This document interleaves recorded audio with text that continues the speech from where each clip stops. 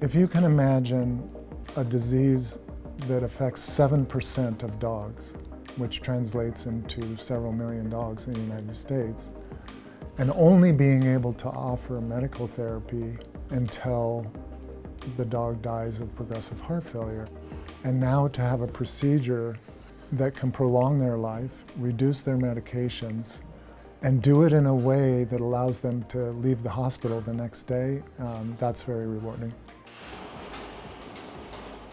This procedure addresses the #1 heart problem that we see in dogs, called degenerative mitral regurgitation. It's also a condition that is seen in people. And in this condition, the valve over a period of time starts to leak backwards. When dogs have a severe leak of their mitral valve, then they are at risk for going into what we call congestive heart failure. They have to be put on medications to prevent heart failure. Now, ultimately, that will fail. Recently, a procedure has been developed in dogs called transcatheter edge-to-edge repair, where the leaflets are clipped together at the point of leak.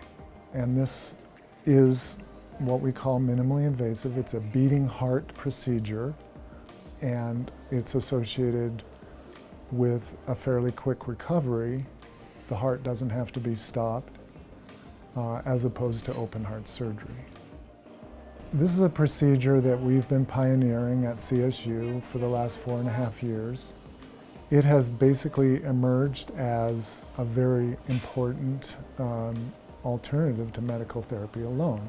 80% of dogs are still alive 2 years later after this procedure, and that is much better than medical therapy alone, which typically is only a few months.